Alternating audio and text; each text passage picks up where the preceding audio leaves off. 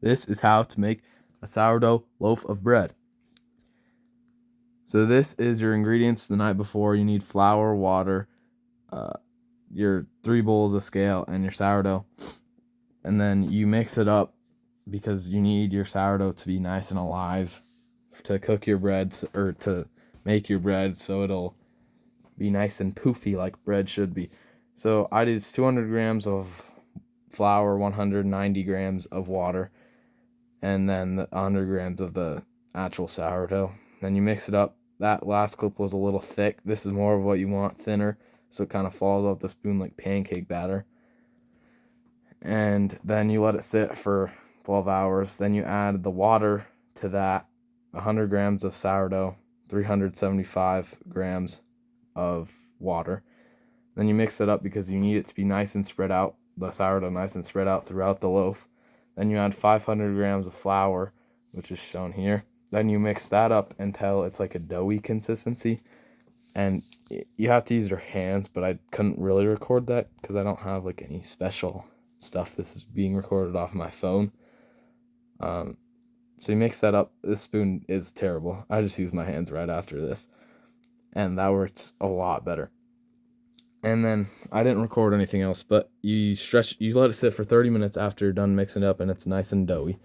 And then you do stretch and fold. So one stretch and fold is you pull the edge and push it to the middle, and then you do 4 in one set of stretch and folds. So you rotate 90 degrees each time.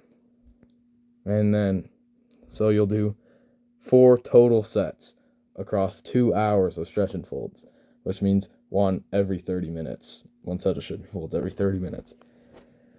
And then once you're done with that, you'll do the bulk not stretch and fold, oh my goodness. You'll do the bulk ferment, which you just let it sit on your counter.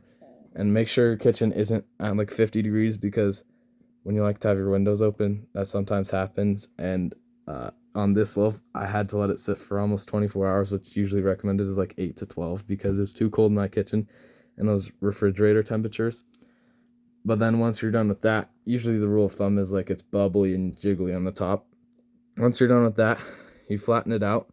This is when because this is a cinnamon loaf. So you add cinnamon, brown sugar, and flour. And you have to do this step now after it's done with its bulk ferment, because if you do it before, it'll kill it off and it won't ferment and rise like it should. And then you flatten your dough out. Then you put the brown sugar mixture across the top flat, leaving an inch on each side of the square so it doesn't spill out. You roll it up like a cinnamon roll, and then with the cinnamon roll, you roll it up and you fold it around itself so it looks like a dough. This is the shaping part of it. You need it to like pinch it together so it's in a dough shape. Then you transfer it to, you let it sit for 30 minutes on your counter, and then you put it on your parchment paper, unless you have the fancy stuff, but I don't. So I use parchment paper. You put it on there, flour it a little, and then you put it back in your bowl so it can like shape itself, and you let it proof. And you're technically supposed to use a rice towel and a flour baton or something. I don't have any of that. I just use a regular bowl. And then you preheat. You have like, I think I used 2 hours of that on this one, but you can do up to like 36 of proofing in the refrigerator. Once you're done with that and ready to bake, you preheat your oven to 550 degrees with your Dutch oven lid and base in there, the whole thing, at 550 degrees for an hour.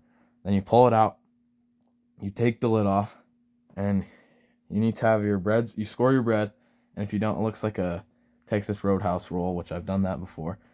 And you put it in there, and then with the lid on, you lower your oven to 450 and bake for 30 minutes. And then you take your lid off, and for another 10 to 15 minutes after you've lowered your oven back to 400 degrees, you finish it off, and this should be your final result. I also forgot to mention one last thing, but you have to let it sit for an hour so it can finish setting. I like to make some good things with this, like toast. And if you know, you know. Warm bread and honey butter is so good on this stuff. Uh, and sandwiches. You can also make sandwiches. Just share it all around your family with whoever you want to.